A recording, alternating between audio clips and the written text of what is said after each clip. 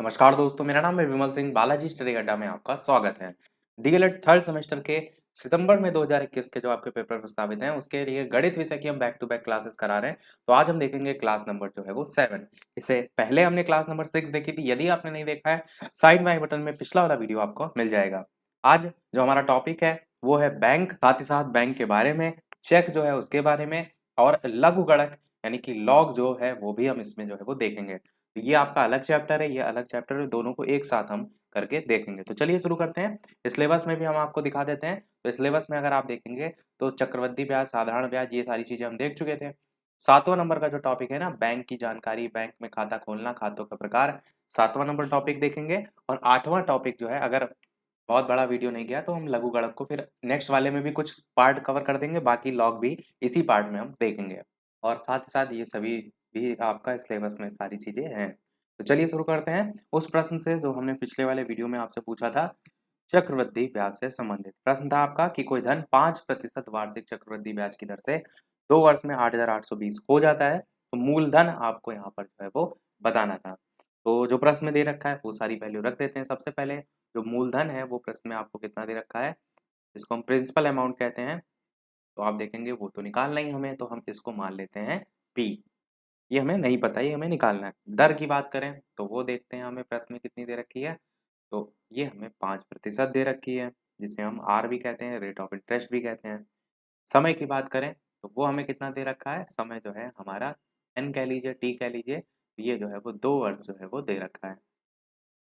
और ये कह रहा था कि कोई धन है वो 8,820 हो जाता है। 8,820 जब हो रहा है तो जाहिर सी बात है उसमें आपका ब्याज भी इंक्लूड है, तभी तो कह रहा है कि इतनी ब्याज की दर से इतना हो जाता है। जब ब्याज भी उसमें इंक्लूड है तब वो हमारा क्या हो जाता है, तब वो हमारा मिश्र धन हो जाता है। यानी ये जो मान दे रखा है ये हमारा क्या है, मिश्र धन है। तो मिश्र धन 8,820 रुपए आपका सही हो जाएगा। अब फॉर्मूला लगा देते हैं, पूछा गया है मूलधन ज्ञात कीजिए। तो फॉर्मूला आपका होता है चक्रवृद्धि ब्याज बराबर, चक्रवृद्धि ब्याज नहीं, चक्रवृद्धि मिश्र धन बराबर पी 1+r/100 ये होता है। ये जो मिश्र धन है यही आपका ए है, जिसको हम अमाउंट कहते हैं। ये हो गया। अब यहाँ पर वैल्यू सारी रखते हैं। ए की जगह आपका 8,820 जो है वो मान जो है दे रखा है, ये लिख देते हैं। बराबर जो पी का मान है वो तो हमें दे नहीं रखा है, तो पी की जगह हम ऐसे ही पी को जो है वो रखे रहने देते हैं। 1+r की वैल्यू आपको कितनी दे रखी है, प्रश्न में 5 दे रखी है, तो उसकी जगह 5 रख देते हैं।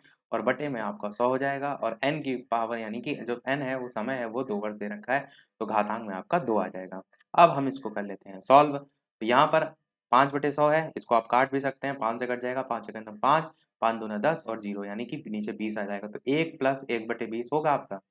इसको आप देखते हैं तो 8,820 बराबर पी 1+1/20 इस टाइप से होगा, और घातांक में आपका 2 है। अब 1+1/20 जोड़ेंगे तो 20 इधर आ जाएगा, क्योंकि 20 एलसीएम लेने पर 20 इधर आ जाएगा, एक इधर वाला तो जुड़ जाएगा, तो 20 और 1 21/20 आपका आ जाएगा। तो ये आपका मान क्या आ जाएगा, 21/20, और इसका स्क्वायर भी है। तो 21/20 को हम 2 बार लिख लेते हैं, तो स्क्वायर हटा के इसको गुणे करके 21/20 हम लिख देते हैं। और पी आपका ये मल्टीप्लाइड में ऑलरेडी है। अब इसको हम सॉल्व करके यहाँ से पी का मान निकाल सकते हैं, बिल्कुल निकाल सकते हैं। तो हम क्या करते हैं, पी को एक तरफ कर लेते हैं और सभी जो वैल्यू है वो दूसरी साइड कर लेते हैं।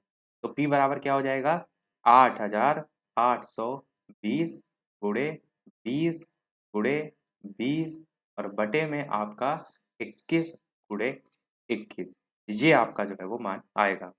अब इसको हम सॉल्व करेंगे तो आपका यहाँ से आंसर सीधे सीधे हम बता देते हैं, 8,000 रुपये जो है वो आपका आ जाएगा। तो यानी मूलधन आपका कितना था, 8,000 था, जो कि आपका 5% वार्षिक चक्रवृद्धि ब्याज की दर से 2 वर्ष में 8,820 जो है वो हो जा रहा था। तो आंसर 8,000 आपका सही है। जिसने इसने 8,000 दिया था उसका आंसर बिल्कुल सही है। तो चलिए शुरू करते हैं आप हमारा आज का टॉपिक।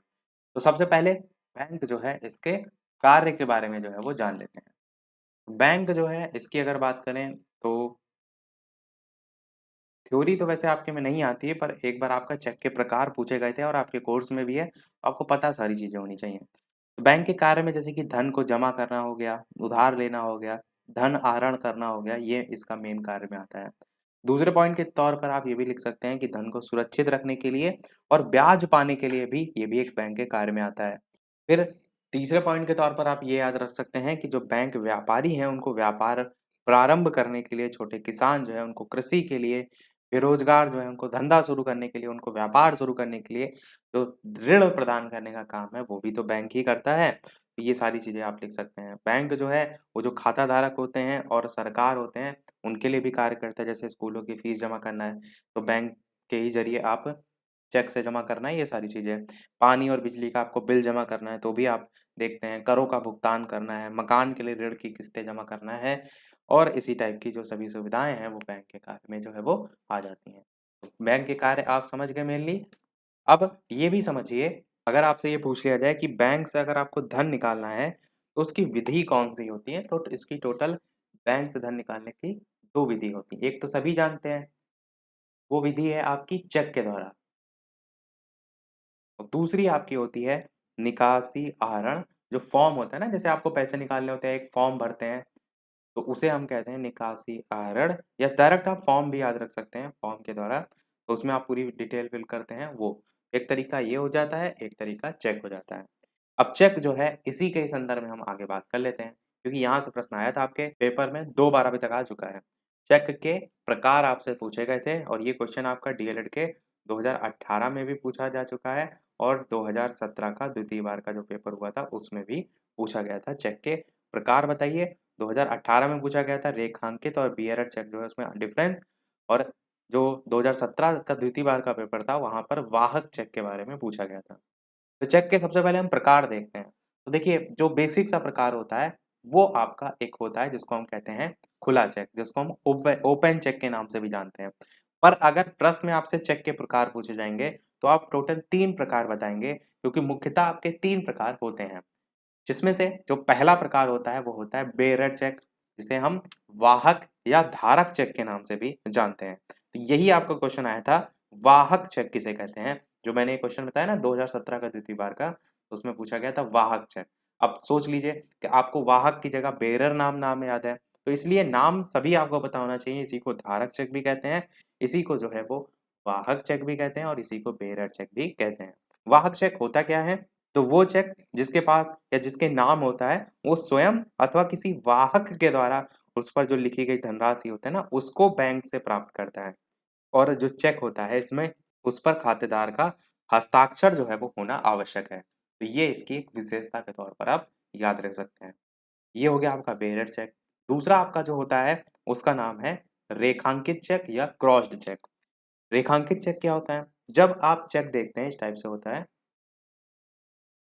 तो इसका जो बायां कोना होता है, इधर दाहिना होता है उधर बायां होता है, तो जो बायां कोना होता है इस पर 2 तिरछी समांतर रेखाएं खींच ली जाती हैं और उसके मध्य जो है रेखाओं के मध्य सीओ या नॉट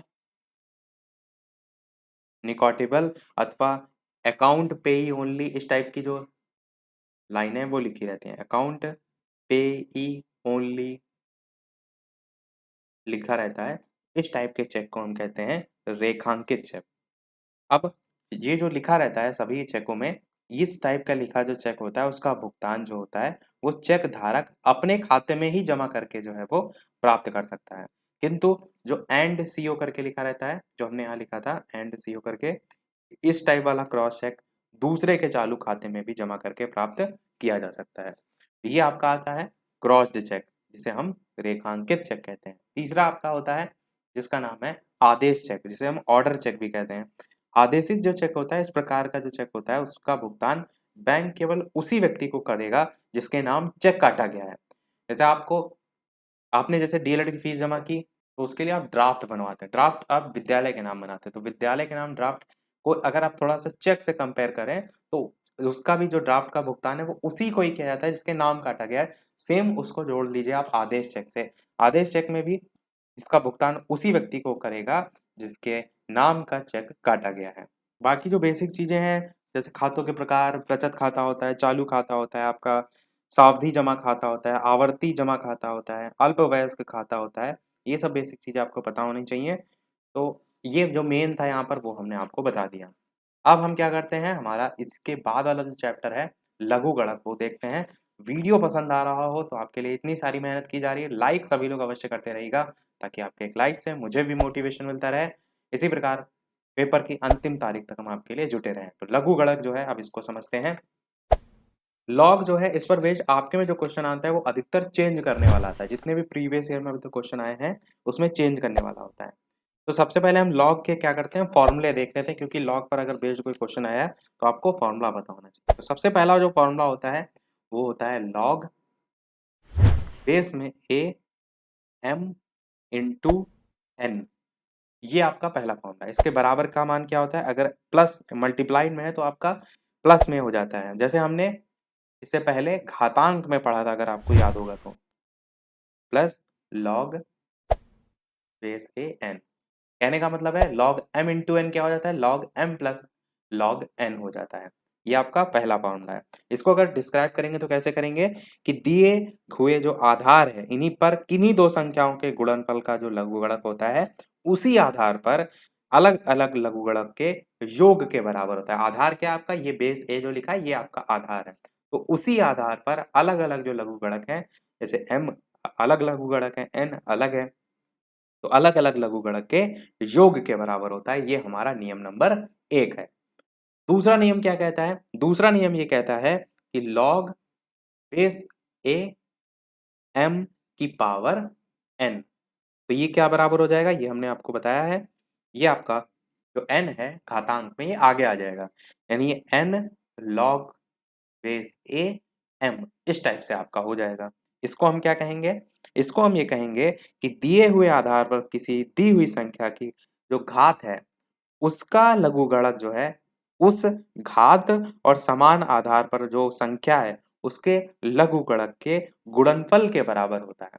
तो क्या है, लॉग एम लॉग बेस ए, तो आपका ए जब बेस में कोई चीज दिया रहता है तो हम उसको साइलेंट ही रखते हैं, डायरेक्ट ऐसे बोलते हैं लॉग एम की पावर एन। तो एन आपका जो है वो आगे आकर मल्टीप्लाई में हो जाएगा इस टाइप से। यहाँ पर जो फॉर्मूले इनकी जगह आपको वैल्यू दी होगी, जब क्वेश्चन अभी हम कराएंगे तो इनकी जगह आपको वैल्यू दी होगी। तीसरा नियम देखते हैं।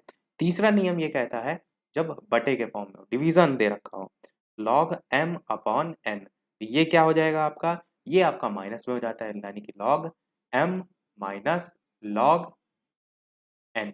ये बेस में सब में चलता रहेगा, इस चीज को ध्यान रखिएगा। तो इसको हम क्या कहेंगे कि किसी दिए हुए आधार पर किन्हीं दो संख्याओं के जो लघुगणक हैं वो उसी आधार पर अंश के लघुगणक और हर के लघुगणक के अंतर के बराबर होता है, डिफरेंस के बराबर होता है। तीसरा वाला इस टाइप से आपका हो जाएगा।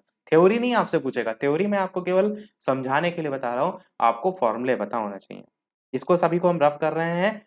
चौथा नियम देखते हैं। चौथा नियम आपका ये कहता है कि लॉग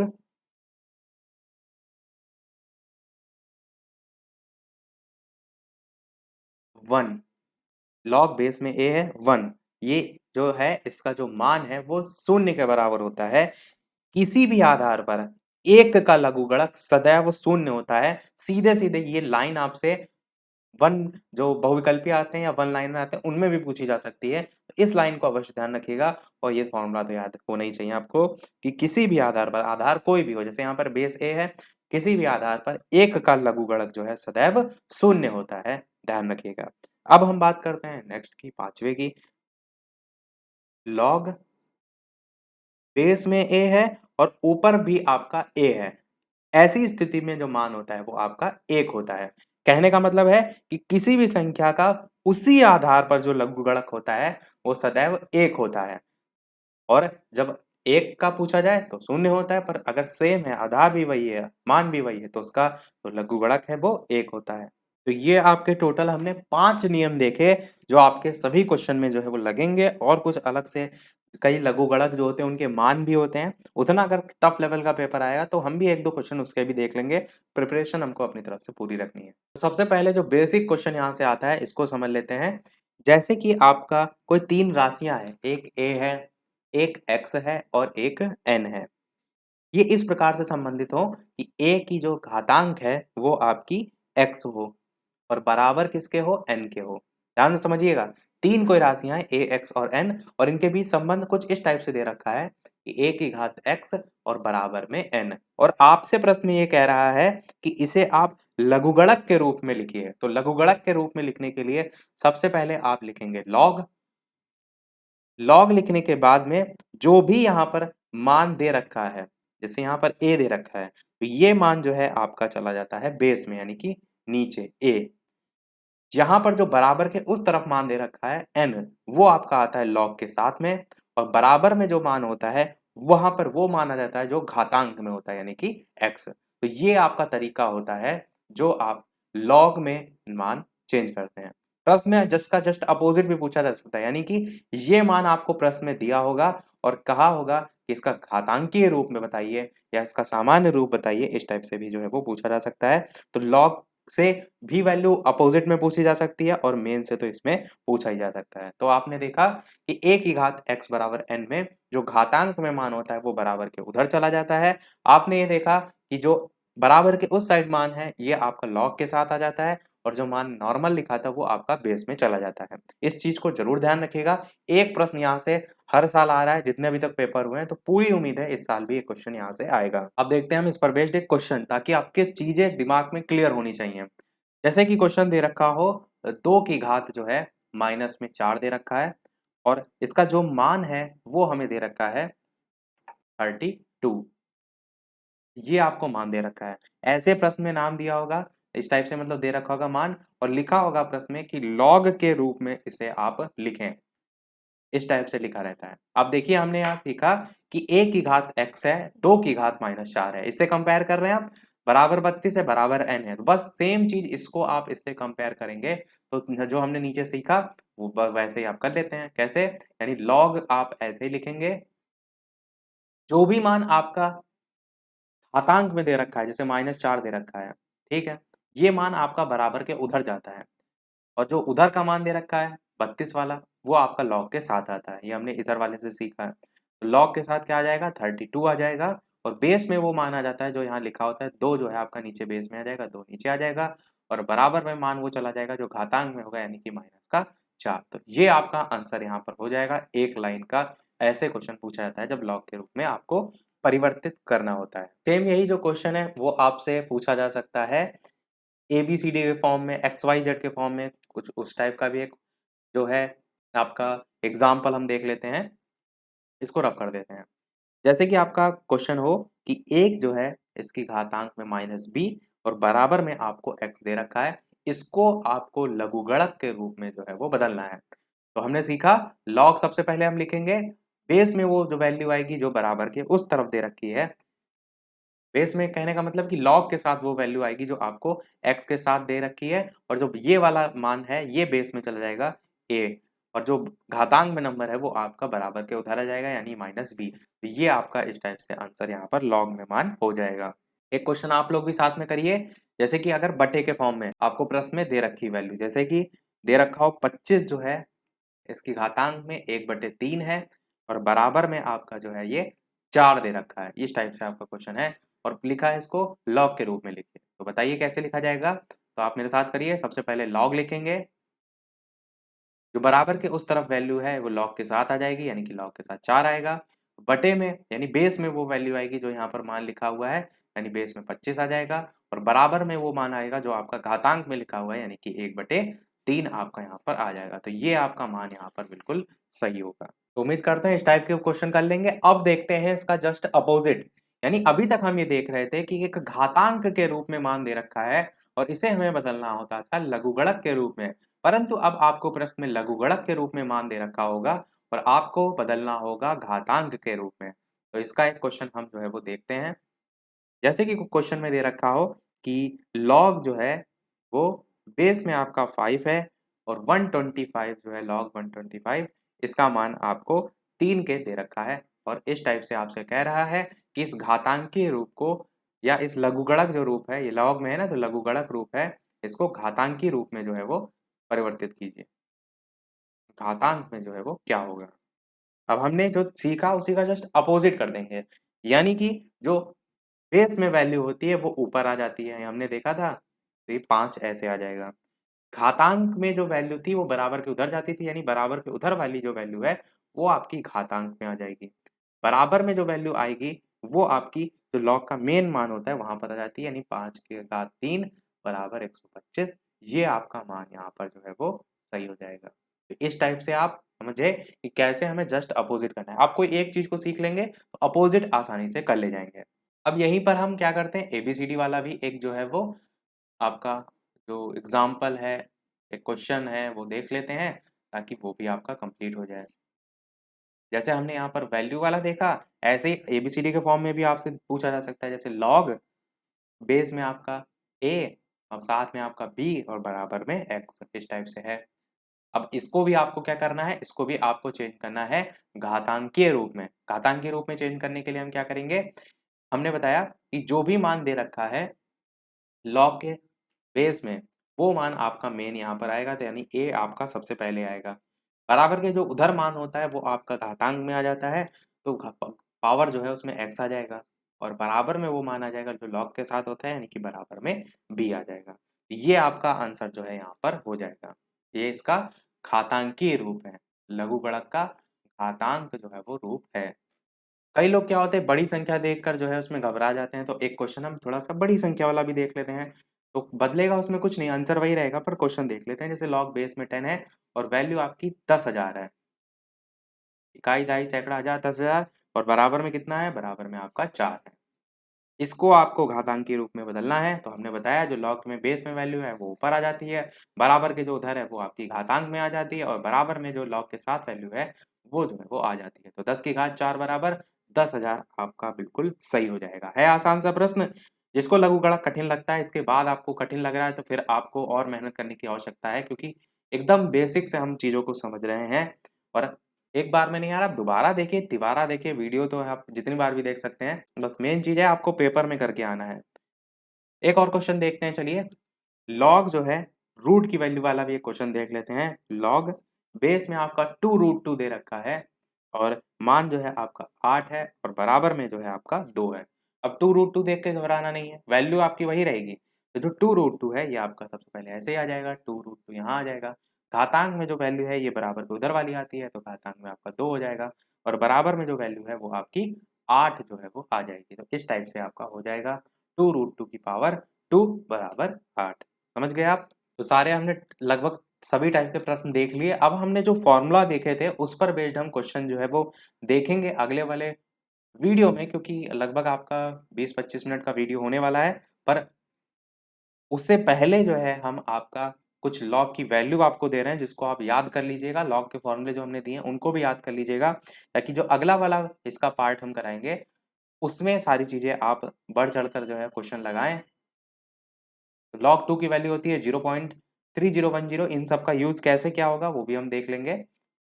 4771, कई बार प्रश्न में ब्रैकेट में दे दी जाती है लॉग की वैल्यू, पर 3 ही 4 वैल्यू हैं जो आपको पता होनी चाहिए।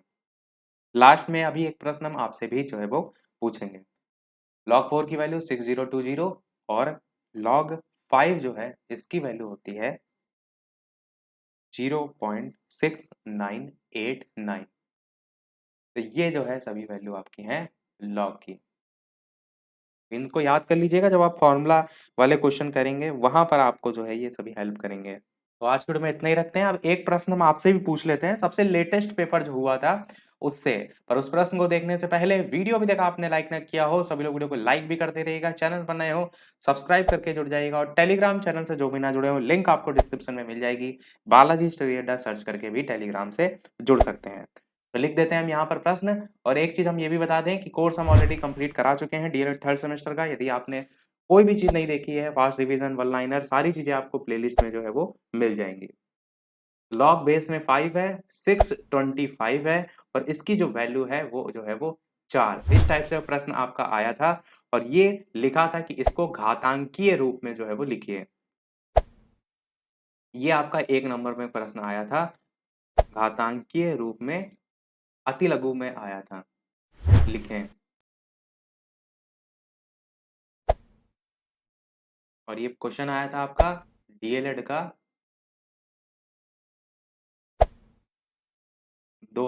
3 नवंबर 2020 को जो पेपर हुआ था आपका सबसे लेटेस्ट का, उसमें ये क्वेश्चन आया था। तो देखिए हमने तो सारी चीजें सीख ली हैं, उम्मीद करते हैं सभी लोगों का आंसर आएगा। सभी लोग वीडियो के मेन कमेंट में बताइएगा कि क्या इसका एग्जैक्ट आंसर होगा। इसका जो आंसर है वो हम देखेंगे नेक्स्ट वाले पार्ट में, और इसके बाद लघु गणक के और कठिन से कठिन वाले प्रश्नों को भी शामिल करेंगे। कल हम शाम के 8 बजे, लाइव टाइमिंग हमारी शाम के 8 बजे है, तो लाइव आकर सभी लोग वीडियो देख लीजिएगा। लाइव आकर देखेंगे तो बहुत ज्यादा लोग जुड़ते हैं, ज्यादा से ज्यादा, तो आपको भी इंटरेस्ट मैथ लगाने में आएगा। तो आज छोड़ में इतना ही रखते हैं, फिर मिलते हैं अगले वीडियो में कुछ नए प्रश्नों के साथ, नए टॉपिक के साथ। तब तक के लिए नमस्कार, जय हिंद।